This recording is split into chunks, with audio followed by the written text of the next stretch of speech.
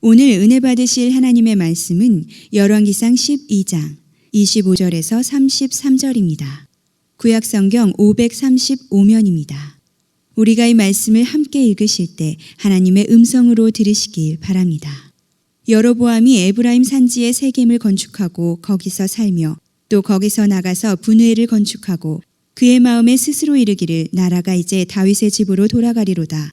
만일 이 백성이 예루살렘에 있는 여호와의 성전에 제사를 드리고자 하여 올라가면 이 백성의 마음이 유다 왕 된 그들의 주 르호보암에게로 돌아가서 나를 죽이고 유다의 왕 르호보암에게로 돌아가리로다 하고, 이에 계획하고 두 금송아지를 만들고 무리에게 말하기를 너희가 다시는 예루살렘에 올라갈 것이 없도다. 이스라엘아, 이는 너희를 애굽 땅에서 인도하여 올린 너희의 신들이라 하고, 하나는 베델에 두고 하나는 단에 둔지라. 이 일이 죄가 되었으니 이는 백성들이 단까지 가서 그 하나에게 경배함이더라. 그가 또 산당들을 짓고 레위 자손 아닌 보통 백성으로 제사장을 삼고 8째 달 곧 그 달 15째 날로 절기를 정하여 유다의 절기와 비슷하게 하고 제단에 올라가되 베델에서 그와 같이 행하여 그가 만든 송아지에게 제사를 드렸으며 그가 지은 산당의 제사장을 베델에서 세웠더라. 그가 자기 마음대로 정한 달 곧 8째 달 15째 날로 이스라엘 자손을 위하여 절기로 정하고 베델에 쌓은 제단에 올라가서 분향하였더라.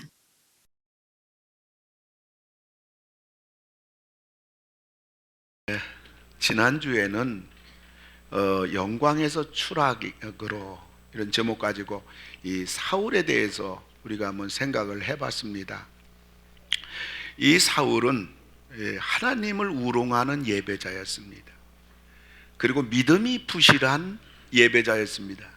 그리고 교만한 예배자였습니다. 그래서 이스라엘 나라의 초대 왕이 되었지만은 그러나 하루아침에 전쟁터에서 사랑하는 귀한 세 아들, 그 가운데 요나단이라는 아주 하나님의 귀한 믿음의 젊은이가 있었는데 그 세 아들과 함께 블레셋과 전쟁터에서 비참하게 죽임을 당함으로 말미암아 그 가문이 완전히 끝장나는, 참 영광에서 완전히 추락되는 그러한 사울에 대해서 지난주 생각을 해봤습니다.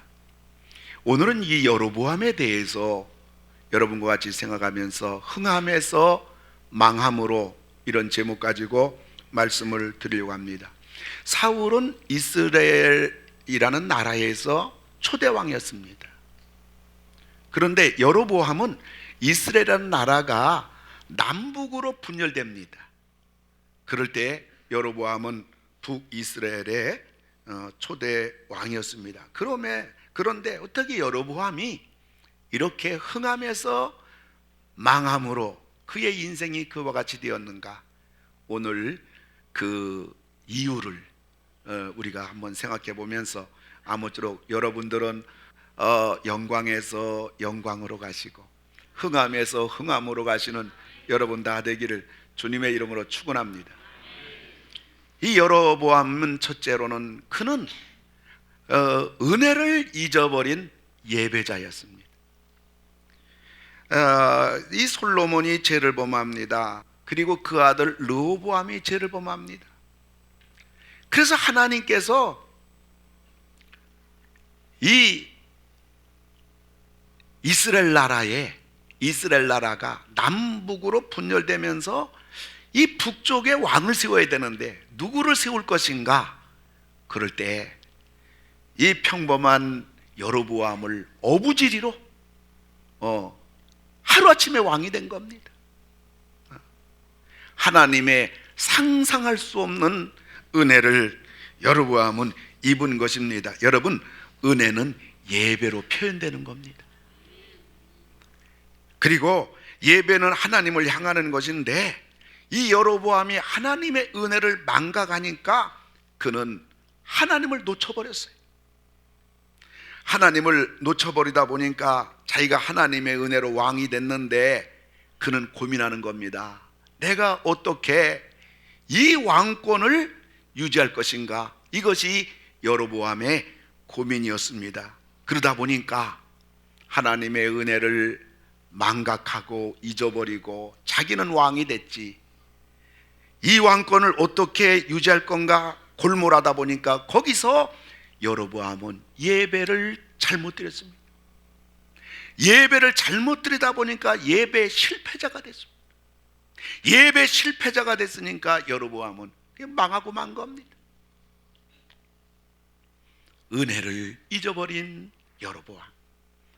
여러분, 오늘 우리가 참 하나님의 은혜로 구원을 받았습니다.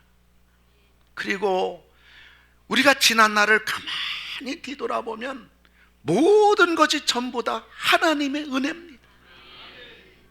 하나님 은혜 아닌 게 어디 있습니까? 그래도 이만큼 오늘 우리가 여기까지 살아온 거, 그래도 우리 가정이 된 거, 그래도 내 인생 건강하게 여기까지 온 거, 그래도 우리 자녀들 여기까지 온 거, 그래도 뭐예요? 하나님의 은혜입니다. 이거 놓치면 큰일 납니다, 여러분. 여기서 여로보암은요, 하나님 은혜를 놓쳐버렸어요. 그때부터 내가 어떻게 내 인생을, 어떻게 내 가정을, 거기에 하나님이 있을 수가 없어요. 결국 그는 예배에 실패하게 되고 결국 그는 망하는 인생이 됐어요. 두 번째로 그는 이탈된 예배자였습니다. 세 가지가 이탈됐어요. 첫째가 장소에서 이탈된 예배자인 것입니다. 여러분, 성전은 어디 있습니까? 남쪽 예루살렘에 성전이 있어요. 근데 여로보암은 북이스라엘 10지파를 이렇게 통치하는 왕이 됐단 말입니다. 그런데 통치하다 보니까 이제 예루살렘 성전에 가서 예배를 드려야 하잖아요. 그러니까 북이스라엘 사람들이 절기가 되면 남쪽으로 가서 예배를 드리러 가는 겁니다. 이때 여로보암은 고민이 된 겁니다. 이 사람들이 남쪽으로 예루살렘 성전에 가서 예배를 드리다 보면 이들이 나의 통치권에서 벗어나면 어떡하나. 여기에 여로보암의 고민이 생기게 된 겁니다. 불안감이 밀려온 겁니다. 이럴 때 사울은 내가 왕이 될 사람이 아닌데 왕이 된 게 하나님 은혜인데, 이스라엘 사람들, 북이스라엘 내가 통치하는 사람들이 바르게 예배드리기 위해서 남쪽 예루살렘 성전으로 간다면 내가 왕으로서 밀어줘야지. 하나님 가서 잘 예배드리고 해줘야지. 그리고 서로 북이스라엘 사람들이 남쪽으로 가서 예배드리다가 내 곁을 떠난다 할지라도 나는 왕이 될 수 없는 사람인데 왕이 됐으니 믿져봤자 본전 아닙니까? 그리고요, 하나님을 바르게 예배드리고 또 다른 사람을 하나님께 예배 바르게 드리도록 인도하고 수고했다면 하나님이 그냥 두겠습니까? 복을 주실 줄로 믿습니다. 나를 지켜줄 줄 믿습니다. 나의 가정을 지켜줄 줄 믿습니다. 하나님이 함께 하실 줄 믿습니다. 그런데 여기에서 여로보암은 엉뚱한 발상을 한 겁니다. 북이스라엘 땅에다가 베델과 단이라는 곳에 제단을 설치해 놓고 우상 제단을 설치해 놓고 남쪽으로 내려갈 것 없다. 야, 하나님 여기서 예배드리자. 정말 기가 막힌 발상입니다. 그럴듯한 발상입니다. 하나님을 우롱하는 발상입니다. 정말 어리석은 발상입니다. 스스로 자기 무덤을 판 겁니다.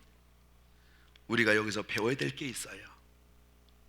그것은요, 여러분, 우리의 신앙과 우리 예배가 장소에서 이탈된 예배자가 되면 안 됩니다. 우리는 내가 다니는 교회에서 여러분들이 예배를 드려야 됩니다. 아멘. 크게 하시기 바랍니다. 물론 환경 따라, 형편 따라 아무 데서나 예배 드릴 수 있고요, 그리고 우리가 어디서든지 신령과 진정으로 예배 드리면요, 하나님이 그 예배를 받으실 줄로 믿습니다. 그런데요, 우리들의 신앙의 자세나 예배 자세나 교회 생활 자세가 꼭 내가 다니는 교회에서 예배 드려야 돼? 아무 데서나 예배 드려도 하나님께 바르게 드리기만 하면 하나님이 예배를 받으시지.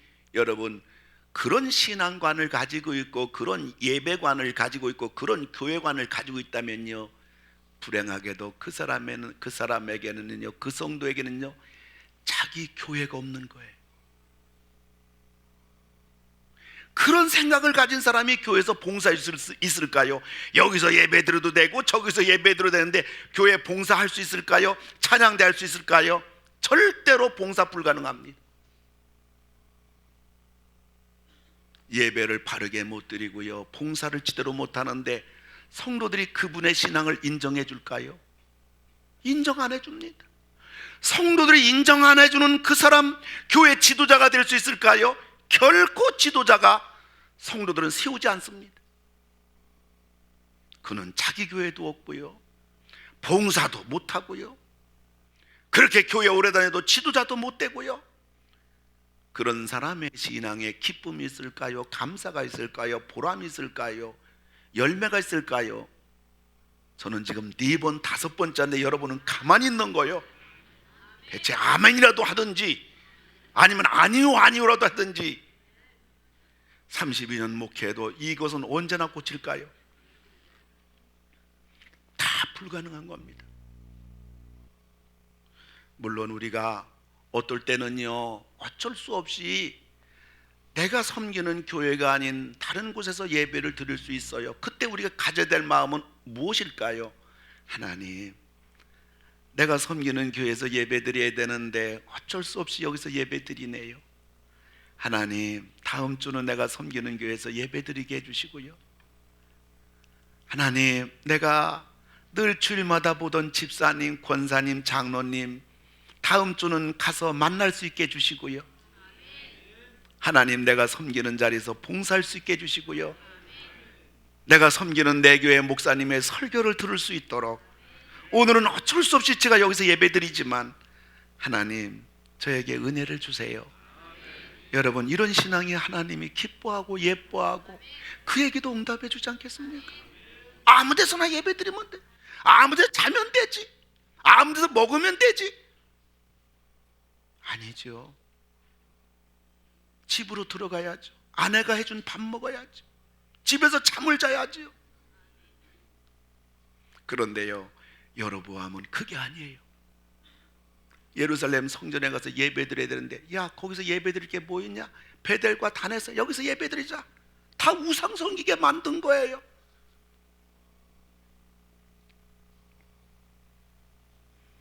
그래서 결국 장소에서 이탈된 예배자 여로보암은 참 하나님의 은혜로 흥했는데 한순간 그는 망하고 말았어요.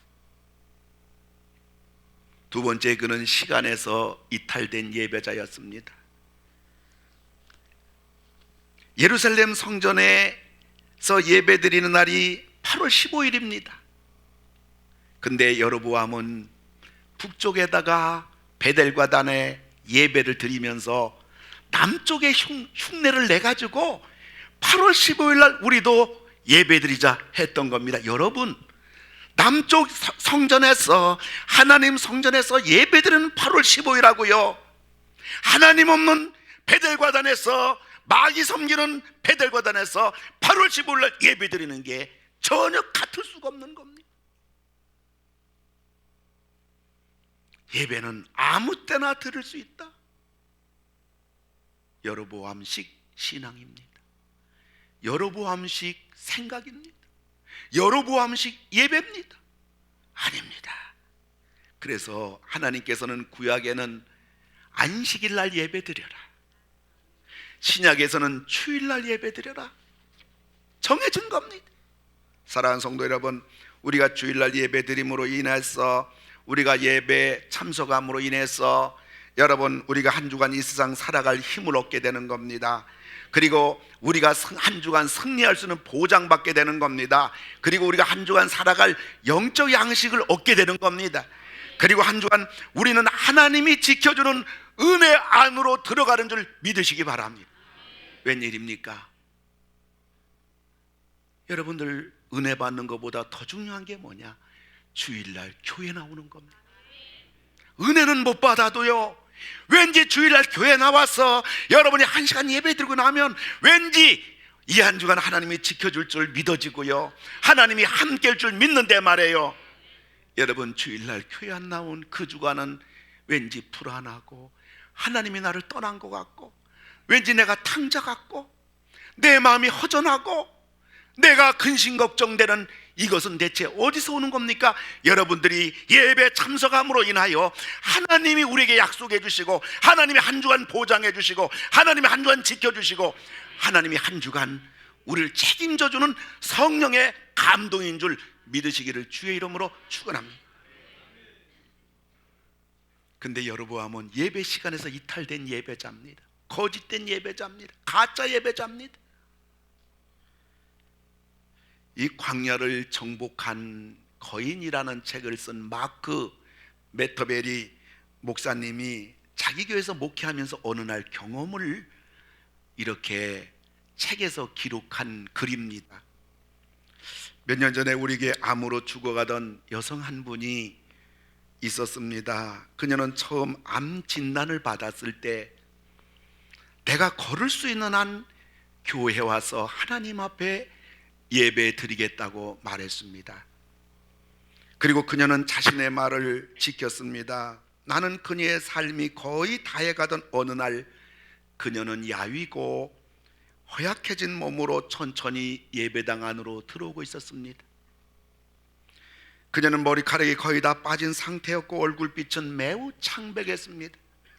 남편이 산소 마스크를 들고 그녀와 함께 교회당 안에 들어옵니다. 그리고 맨 뒤에 앉아서 예배를 드립니다.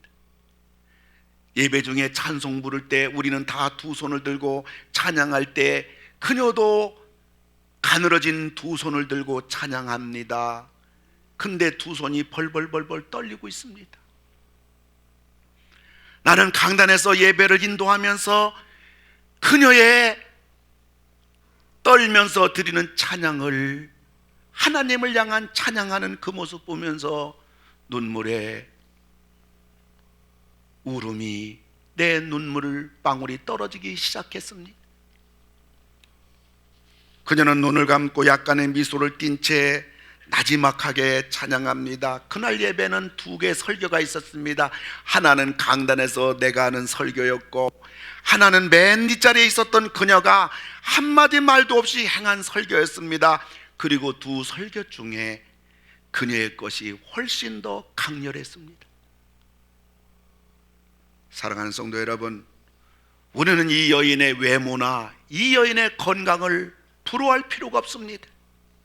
그러나 인생은 어차피 죽음을 향하여 가는데, 이 여인이 과거에 어떻게 믿음 생활했든지 어떻게 생활했든지를 막론하고 자신의 생명의 마지막이 가까워지는 그 순간에도 산소 마스크를 쓰고도 그는 마지막까지 예배를 드리겠다고 그의 발걸음이 하나님을 예배하는 자리에 그는 계속 걸어가고 있는 그 인생의 마지막은 하나님이 볼 때는 최상의 발걸음인 줄 믿습니다.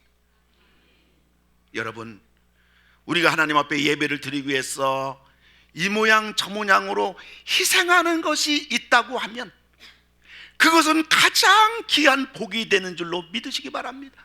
우리는 이 땅에 살아가면서 말이에요, 결국은 모든 거 다 놓고 갈 세상 아닙니까? 그런데 내가 하나님 앞에 예배 드리기 위해서 시간과 가정과 물질과 이 모양 저 모양 하나님을 위해 바친다면 그것은 영원한 면류가 아니고 축복인 줄 믿습니다. 그러나 예배가 손해보면서 예배를 드리지 못하면서 내가 이 땅에 그 무엇을 소유한다면 그 소유한 것은 결코 우리에게 하나님의 복이 되지 않을 뿐만 아니라 결코 우리에게 유익하지 않은 것입니다. 예배 장소에서 이탈됐어요.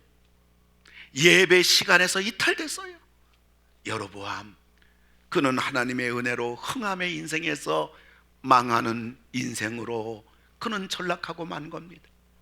사랑하는 성도 여러분, 하나님의 은혜로 구원받은 저와 여러분들, 하나님을 예배하고 또 예배하고 힘들어도 바빠도 분주해도 다른 거 갈 곳이 있다고 할지라도 우리는 하나님 앞에 예배드리고 또 예배드리고 또 예배드려서 여러분 인생이 흥함의 인생이 계속되기를 주님의 이름으로 축원을 드립니다. 세 번째, 여로보암은 목자에서 이탈된 예배자였습니다. 분명 여러분들 예루살렘 성전에는 아론의 후손들이 대지사장이 되고 제사장이 되고 레위 지파가 성전에서 봉사합니다마는 이 베델과 단, 여로보암이 임의로 세운, 하나님을 예배한다고 세운 베델과 단에는 자기 마음대로 제사장을 세워버린 겁니다. 가짜 제사장입니다. 이걸 보면요, 여로보암에게는 목자가 없습니다. 있다면 가짜 목자만 있을 뿐입니다. 이스라엘 백성들의 참된 목자는 예루살렘의 성전에 있는 것입니다. 그러니까 여로보암은 가짜 성전 베델과 단, 가짜 목자, 가짜 예배를 드리고 있는 겁니다. 사랑하는 성도 여러분, 성도들에게는, 양들에게는 여러분 자기의 목자가 있어야 됩니다. 그래서 그의 입에서 나오는 말씀이 하나님의 음성으로 알고 그 말씀으로 힘을 얻고 그 말씀으로 인생의 해답을 얻고 내 영혼의 양식으로 살아가는 것입니다. 그래서 이 험난한 세상을 이기는 힘이 되고 내 인생 앞길의 지혜가 되는 거고 내 영혼의 평안을 주는 하나님의 음성을 우리가 들을 수가 있어야 됩니다. 내 목자가 있는 성도, 나에게는 내 영혼의 목자가 있다. 나에게는 나를 위해 기도해주는, 나를 위해 축복해주는, 나를 위해 축도해주는, 나에게 생명의 양식을 전해주는 나에게는 목자가 있다. 이것이 분명한 사람은요, 인생길을 살다가 어려움이 다가오고요, 폭풍과 몰아치고요, 비바람이 몰아치고요, 눈보라가 몰아쳐도 내 영혼에 분명한 목자가 있는 사람은 결코 흔들리지 않아요. 방황하지 않아요. 갈등하지 않아요. 넘어지지 않아요. 왜? 나에게는 목자가 있기 때문입니다. 우리의 힘은 우리의 힘이 아니라 우리의 힘은 바로 참된 목자가 되시는 예수님이 우리의 목자이신 줄 믿습니다.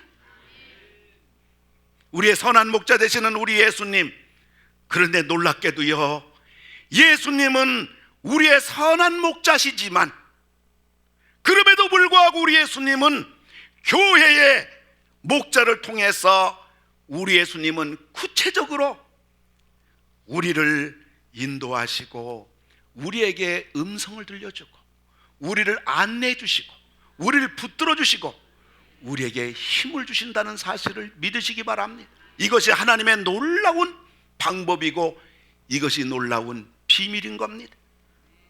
우리가 항상 기억할 것은 우리는 우리의 힘으로 살 수 있는 자들이 아니라는 것을 잊어서는 안 됩니다. 목자와 양과의 관계는 생사 문제 이상의 관계인 겁니다. 제가 오래전에 어느 시골에 갔다가 그 어미돼지가 새끼를 11마리 낳았어요. 11마리 낳았는데 이 새끼들이 엄마 젖을 이제 누워 있으면 가서 이제 젖을 빨기 시작하는데 11마리 중에 한 놈이 그만 젖 빠는 데서 밀렸어요. 그 젖을 한 번 빨지 못해 두 번 빨지 못하니까 이 새끼 돼지가 이 다른 새끼 돼지에 비해서 힘이 딸린 거예요. 그 계속 젖을 빨지 못해요. 그 끼어들어가지 못해요. 젖을 빨지 못하다 보니까 이 새끼 돼지가 다른 돼지에 비해서 크기가 3분의 1로 제가 볼 때도 아주 왜소해요.